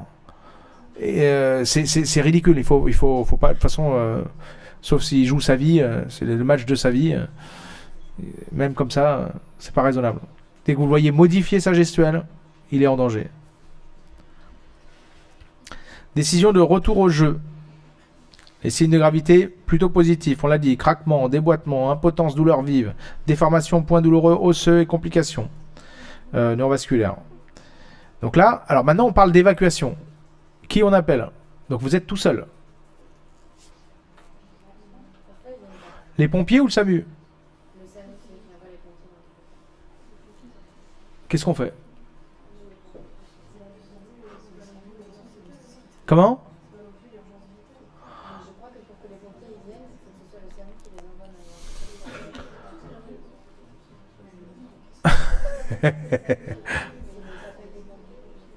Qui on appelle? Qui vote pompier? Traumatisme sur le terrain. Qui vote SAMU? Ben, la réponse c'est ça dépend. Dans les deux cas, ils peuvent faire la même surveillance et ils peuvent tout faire dans les deux cas. Les pompiers vont un peu plus vite que le SAMU, en général. Un peu plus vite, ils sont là un peu plus tôt. C'est vrai que sur un terrain, on aime bien que ça soit les pompiers parce qu'ils ont l'habitude d'intervenir en situation, on va dire. Alors que le SAMU, c'est des gens, je ne vais pas dire ce qui est faux, hein, puisqu'ils interviennent dans des situations dramatiques parfois, mais c'est souvent des cas plus graves et des cas où le périmètre est sécurisé. Ou, voilà. Les pompiers, ils vont être là très vite. Donc nous, on a l'habitude, ça ne veut pas dire qu'on ne peut pas appeler le SAMU, mais on a l'habitude d'appeler nous au bord d'un terrain les pompiers. D'ailleurs, ils sont souvent là d'ailleurs, hein, pour les matchs notamment. Alors, l'évacuation, il s'est fait une entorse de cheville, il sort sur ses pieds, il sort en civière. Non, ça dépend de la gravité, mais on peut. Exactement, ça dépend. Donc oui. Donc il y en a, ils vont sortir sur leurs pieds, ils ont une entorse, d'autres non. L'impotence fonctionnelle vous incite à utiliser bien sûr de l'aide. Maintenant, sécuriser la zone. Est-ce que maintenant on parle d'un blessé? Vous connaissez le process ABC? Ça vous parle? Alors c'est un truc anglais. Le process ABC. Quand vous intervenez sur un blessé, il faut déjà sécuriser la zone. C'est-à-dire qu'il ne faut pas qu'il y ait une surblessure du blessé concerné. Et il ne faut pas que vous-même vous soyez en danger. Donc on regarde le périmètre et on surveille la zone. Ensuite, l'approche ABC. Air, Breathing, Circulation. Donc déjà, est-ce qu'il respire? Est-ce que ses voies aériennes sont libérées? Ensuite, est-ce qu'il respire? Et enfin, est-ce que on n'a pas de troubles d'ordre circulatoire, c'est-à-dire le cœur compris? Est-ce que la pompe, elle marche? Est-ce que le sang circule partout? Ça, c'est la troisième question. Dans cet ordre-là, quelqu'un qui a les voies aériennes bouchées, perturbées, ne pourra pas être en mesure de respirer correctement. Donc, c'est la première chose que vous demandez. Est-ce qu'il a une ouverture des voies aériennes? Donc là, si on parle de quelqu'un, vous arrivez sur lui, il est inconscient. Première chose, est-ce qu'il a les voies aériennes ouvertes? Alors, tous les professionnels qui seront d'entre vous, qui seront intéressés pour votre sport sportif, seront formés aux gestes d'urgence. Gestes d'urgence, urgence. Et la première chose qu'on se pose, c'est ça.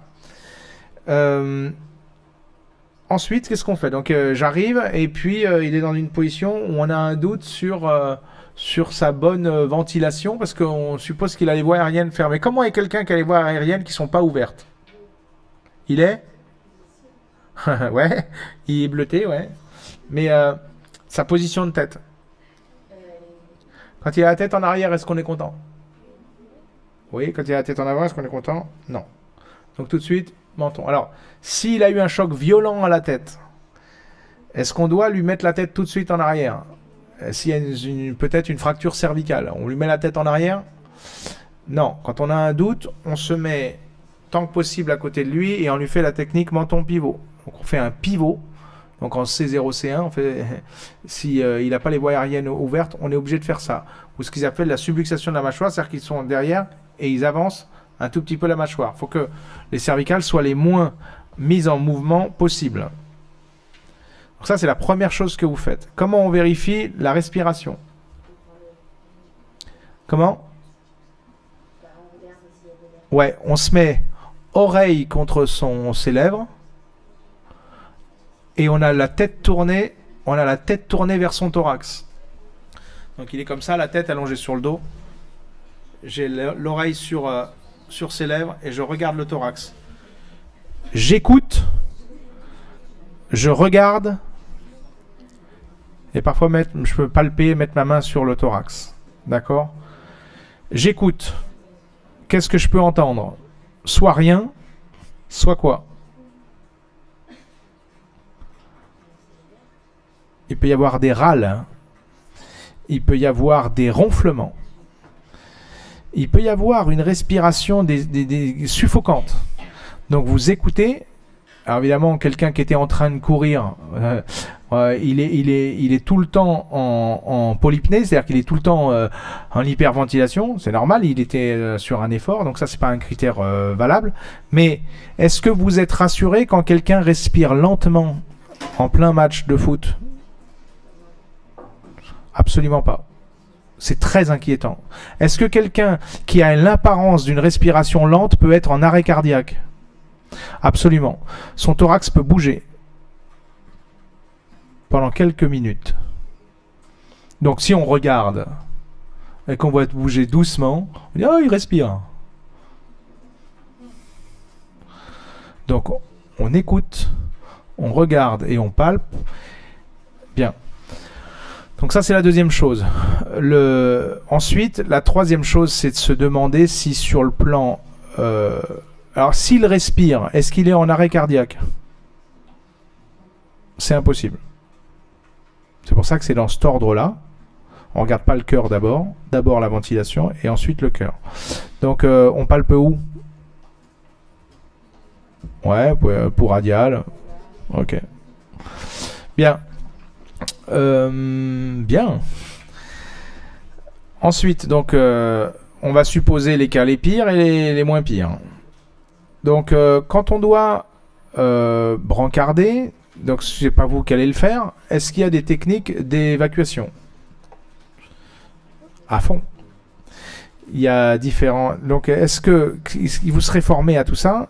Tous ceux qui participent à l'évacuation des blessés doivent être formés à une coordination entre tous.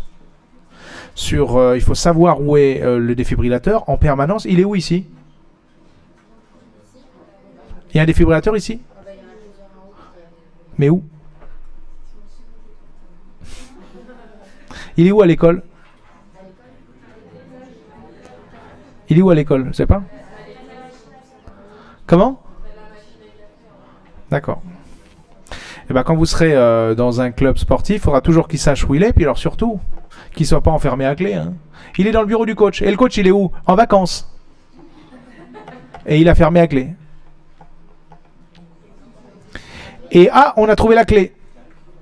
On l'a trouvé, le défibrillateur, mais il est défectueux, il n'a plus de batterie depuis 10 ans.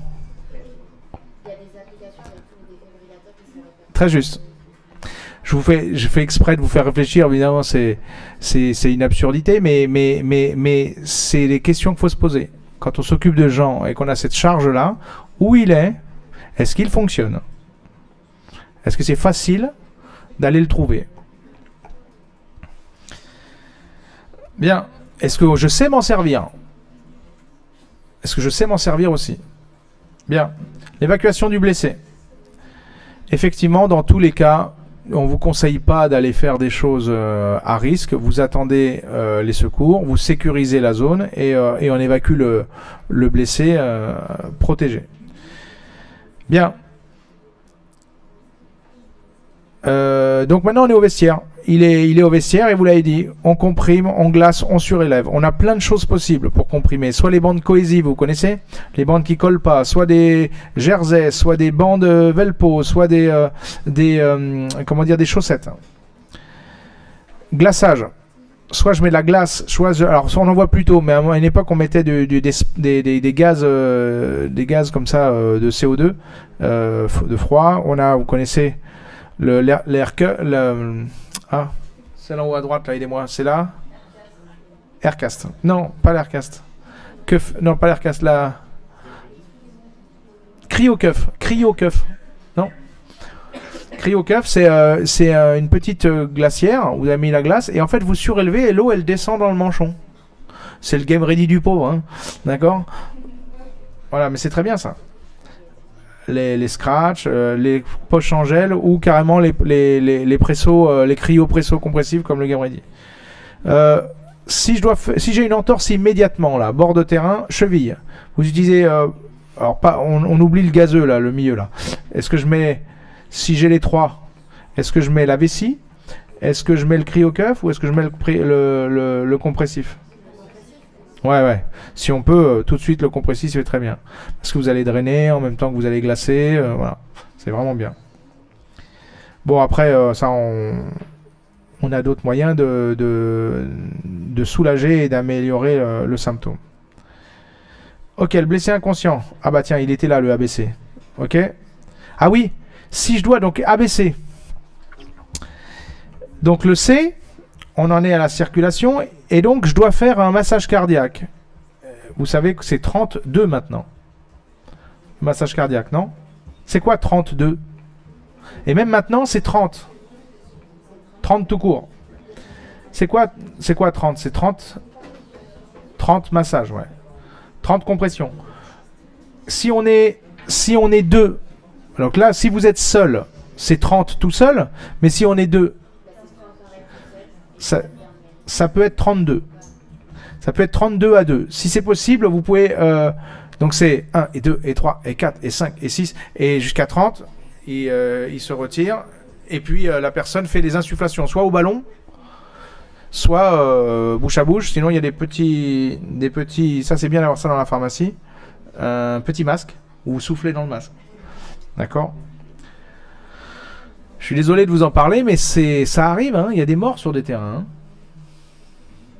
Et nous, vous serez obligés d'être formés. Vous serez obligés d'être sensibilisés à ça. Et il y en a beaucoup. Il y en a eu...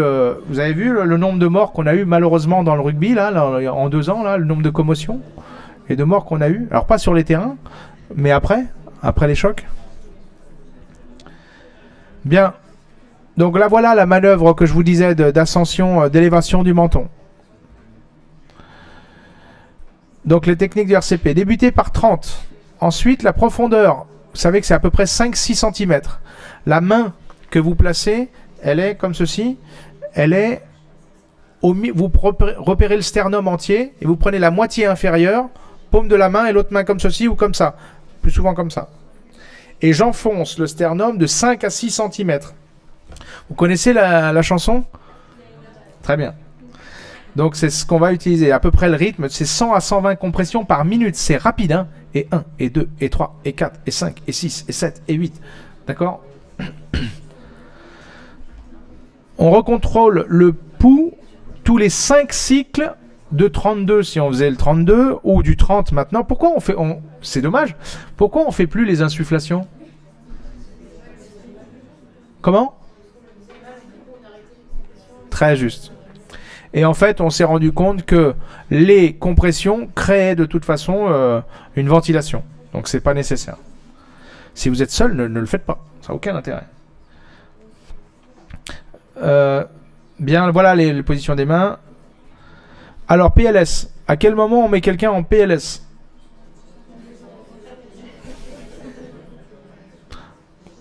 En fin de soirée? Comment? Oui, s'il est inconscient et qu'il respire, c'est-à-dire les deux critères. Tout le temps. S'il est inconscient et qu'il respire. Ah, la technique, on va pas la faire, mais voilà. La pharmacie de terrain. Est-ce que vous savez ce qu'on met dans une pharmacie?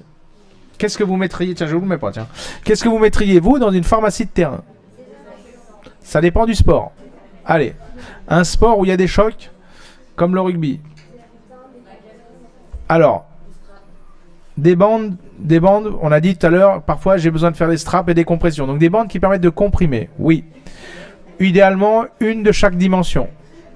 3, 6, 8 de large. Et puis des cohésives, celles qui collent pas. D'accord? Ok.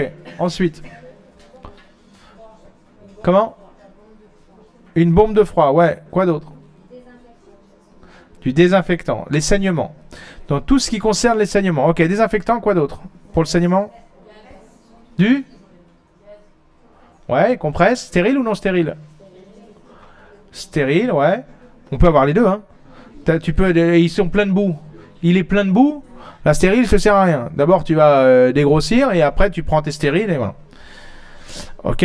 Donc, ouais, stérile ou non stérile. Très bien. Quoi d'autre? Est-ce qu'il nous faut des gants? Très bien. Il nous faut des gants. Est-ce que vous savez, par exemple, qu'on n'a pas obligation de savoir tous les joueurs qui sont HIV dans une équipe? Ils ne sont pas obligés de nous le dire. Le médecin est au courant du club, mais il n'est pas obligé de le dire à ses kinés avec qui il travaille. Alors, c'est fortement conseillé, mais il n'a pas obligation de le faire. Donc, si vous avez des joueurs HIV, vous ne le savez pas. Donc, mettez des gants.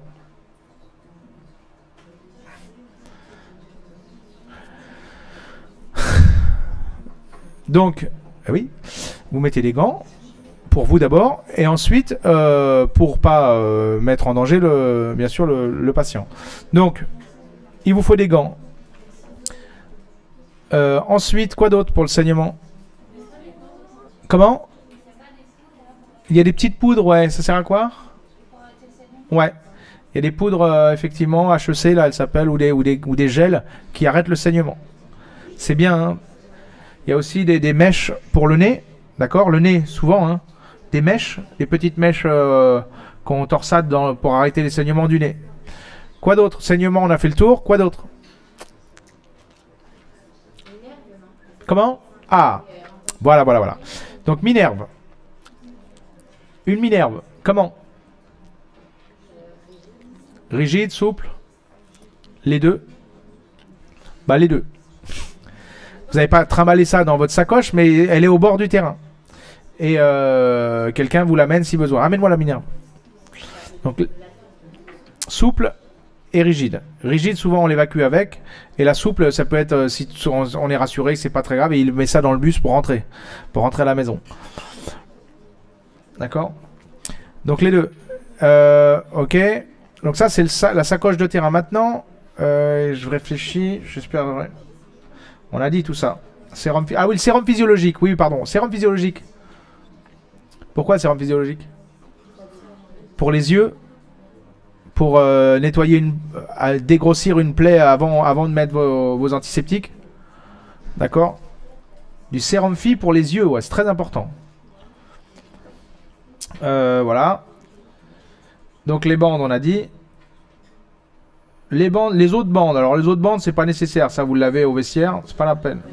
Maintenant, vous m'avez dit les deux. Effectivement, sur le sac au bord du terrain ou dans le vestiaire, plutôt au bord du terrain, c'est bien d'avoir une attelle membre-inf, une attelle pied-cheville. Vous allez du plus important vers le moins important en membre-inf, et vous avez quelque chose pour un bras, immobilisation coude au corps, et puis main avant-bras. C'est bien. C'est bien ça. D'accord? Alors, ce qui est pas mal de faire, parce que c'est vrai, vous allez me dire, ça a un coût tout ça. Bah oui, mais à chaque fois qu'un joueur d'une équipe, l'astuce qu'il a utilisée la sienne, vous les gardez. Et tu me la ramèneras quand on aura fini, ça fera pour l'équipe. Et au bout de 2 ans, vous en avez quelques-unes. Hein. Ah ouais. Après, il y a des histoires de taille, mais très vite, vous faites votre petit stock. Bien. Les kinés itinérants, quand ils ont l'habitude, ils aiment bien avoir leur table. Je ne sais pas si vous-même déjà vous en avez une. Qui en a déjà une? C'est bien. C'est bien d'avoir sa table, évidemment. Une petite glacière. Alors, défibrillateur, vous n'êtes pas obligé. Ça, c'est un petit défibrillateur que vous voyez en bas à droite. Et la planche pour évacuation, c'est bien de savoir où elle est, si vous vous déplacez, etc. Alors, ça, on l'a vu. Ouais, ça, on a vu. Ça, c'était en terrain. Ça, on a vu. Ok. Ça, on a vu. C'est bon. Ah! Quelle heure est-il? On va faire une... À quelle heure ouais, on fait une petite pausinette. On finit dans combien de temps, là? C'est l'heure, déjà? Alors, il faut que j'accélère. Donc, j'accélère. Oh, je me suis étalé aujourd'hui. Il n'y a pas de pausinette. La pausinette... Ça sera à la maison. Ok, prise en charge maintenant du sportif professionnel. Alors, il y a des petites nuances par rapport à un sportif qui n'est pas, pour qui c'est pas la profession. Il y a des réglementations. Donc, un sportif pour qui c'est son métier. Il vous faut très vite, quelle que soit la structure sportive où vous travaillez, que vous connaissiez l'organigramme de la structure pour laquelle vous travaillez. Parce que là, vous travaillez pour une structure. Alors, soit en bénévolat, soit vraiment franchement payé pour ça. Mais il faut que vous connaissiez tous les strates de votre structure pour laquelle vous travaillez. Il y a toujours un président. Il y a toujours une administration avec communication, marketing, logistique et centre de formation. Le centre de formation, c'est les jeunes. D'accord ? C'est obligatoire, toute structure professionnelle. Vous avez un staff. Ça, c'est celui pour lequel vous allez tout le temps avoir une communication. C'est un staff sportif.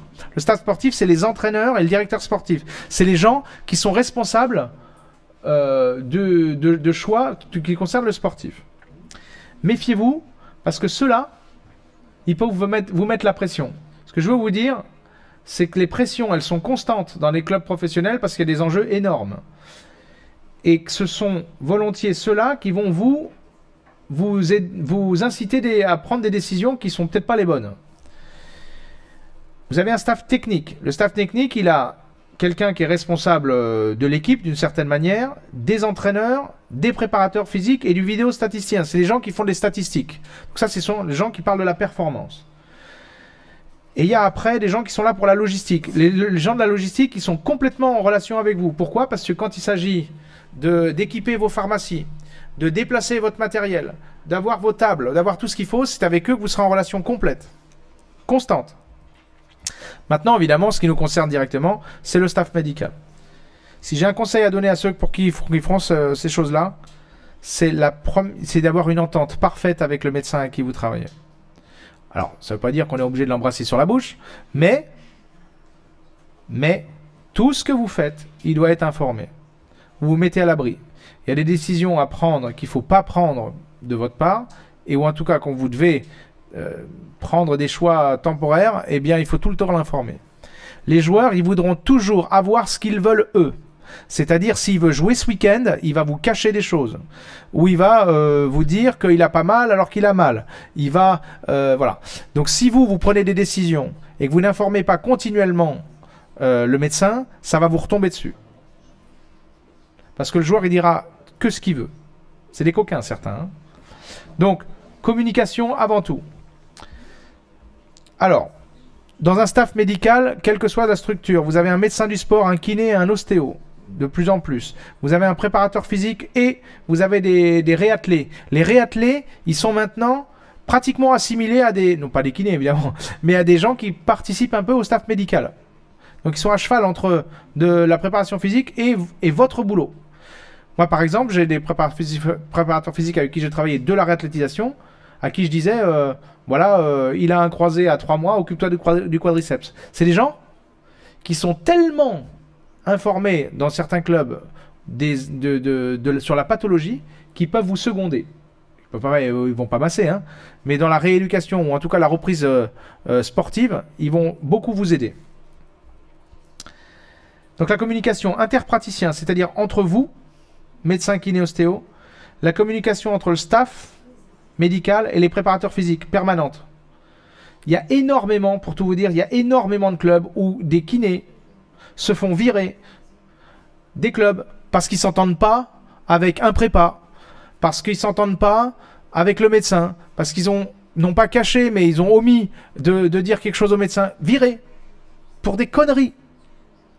Des mésententes profondes avec des préparateurs physiques parce qu'ils ne se mettent pas d'accord entre qui fait pour le joueur la reprise de course ou alors un joueur s'est reblessé à la reprise parce qu'on a appris que le kiné il était allé le matin faire une séance supplémentaire de travail d'un quadriceps sans informer personne et le préparateur physique il a fait sauter le mec l'après-midi, il s'est pété le quadriceps.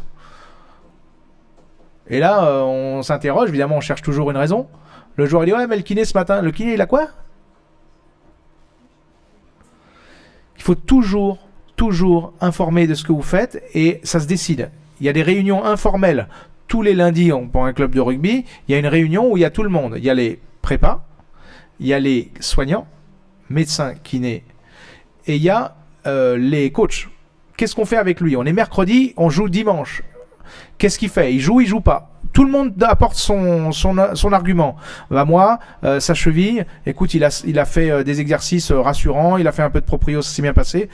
Le préparateur physique, ça s'est bien passé. Bah ouais, il a fait la séance de muscu, on avait fait des appuis, ça s'est bien passé, très bien. Et le médecin, bah écoute, moi je l'ai examiné, moi j'y mets aucune réticence.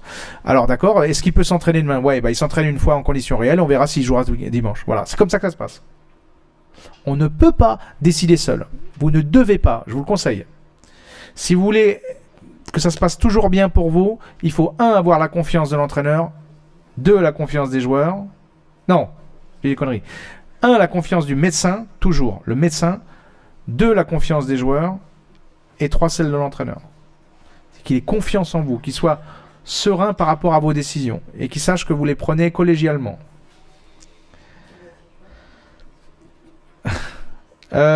Les soins aux joueurs en activité. Ce qu'il faut savoir, c'est que quand on est dans un club, on ne fait pas, comme on le croit, que des soins aux joueurs. On fait plusieurs choses.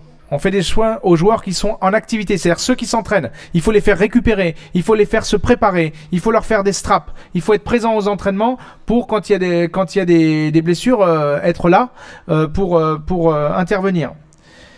On les fait récupérer, on les masse. Est-ce que vous savez, par exemple, qu'il y a des clubs qui ont beaucoup de masseurs? Est-ce que vous savez aussi que ce ne sont pas forcément des kinés? Là, vous le saviez? C'est un peu dommage d'ailleurs. Donc ce sont des gens qui viennent que pour masser. C'est très anglo-saxon ça. Les sport massage thérapistes. Et il y en a de plus en plus chez nous. Des soins aux blessés en arrêt. Ça c'est évidemment une évidence. Quand ils sont arrêtés, il va falloir s'en occuper. Ils ne s'entraînent pas. Prévention et statistiques. Le meilleur moyen, si vous voulez aller loin dans ces professions-là, c'est de noter tout ce que vous faites. Tout ce que vous faites, le process. On fait des tableaux Excel où on note début de la blessure, ce qu'on a fait sur chaque joueur, quand il a repris. Si j'ai un conseil à vous donner, moi je l'ai fait très tôt. Ça m'a servi toute ma vie dans ce métier. Très tôt. Très très tôt, vous notez tout parce que vous savez et vous allez vous créer vous-même des process efficaces que vous allez petit à petit améliorer. D'accord? Notez tout ce que vous faites et ça peut vous faire un historique si jamais il y a un couac aussi. D'accord? On ne sait jamais. Ça arrive. Ça d'accord. Ah oui, je vois juste une petite notion pour finir, après on aura fini. Je vous rappelle que la prise en charge d'un sportif pour sa reprise, et a fortiori un sportif de haut niveau et professionnel, il y a des étapes.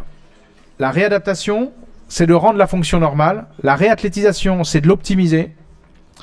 Le réentraînement, comme son nom ne l'indique pas, c'est pas au moment où il se réentraîne, mais c'est au moment où vous le remettez en situation. Et ça, beaucoup de nos professionnels ne le font pas. Et les blessures à la reprise, c'est à cause de ça. Parce qu'on ne l'a pas évalué en situation. Et enfin, je vous rappelle aussi qu'à ce moment-là, au moment où il reprend, il est très important d'appeler votre entraîneur, ou l'entraîneur du sportif, et de l'informer de ce qu'il a le droit de faire ou ce qui lui est interdit de faire. Et ça, c'est notre charge, autant que celle du médecin. Tu as le droit de courir, mais tu vas courir en ligne. Tu n'as pas le droit de faire des situations d'entraînement réelles. Voilà, ça, il faut informer l'entraîneur. Et l'entraîneur, si vous raisonnez comme ça, il va très vite prendre confiance en vous. Et qu'est-ce que fait un entraîneur qui a confiance en un kiné? Il lui envoie tous les joueurs. Et vous aurez vite des patients, je vous le dis tout de suite. Il y a des questions? Est-ce qu'il y en a que ça intéresse de travailler dans le sport de haut niveau et qui se voient bosser pour une structure, salarié plein temps, ils font que ça Non? Je vous conseille pas de commencer par là. Rares sont ceux d'ailleurs qui commencent par là parce qu'il faut une certaine expérience pour commencer à évoluer dans ces milieux. Bon, merci.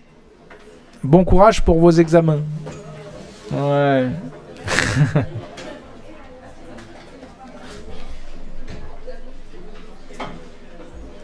Ça serait pas possible que vous mettiez sur fond blanc? C'est vrai, pourquoi pour les imprimer? Ouais. Ah ouais, c'est une bonne idée. Parce qu'en fait, chaque fois on avait PDF, mais c'est sur fond bleu et après on peut plus modifier. Non mais si vous pouvez... Bien sûr. Sinon, c'est pas grave. Ah là, j'aurais pas le temps. Là. Ah si, c'est facile à faire. Bah, normalement, vous sélectionnez tous les diapos et vous changez juste le fond. Attends, bah, je vais déjà en créer un deuxième. Je vais appeler ça fond blanc.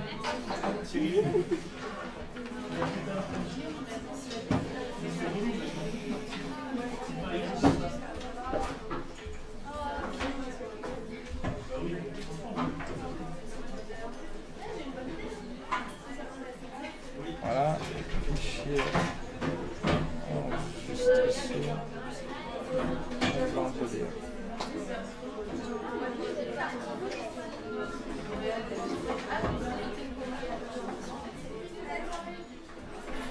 Ça a été? Ça s'est bien passé? Ça s'est bien passé? Combien? Là, j'en ai passé 5 aujourd'hui et 4 avec des pieds bien pourris. Des pieds bien dégueulasses? C'est bien ça. Super. Ah, il y avait une question. Ouais. Quand vous avez parlé de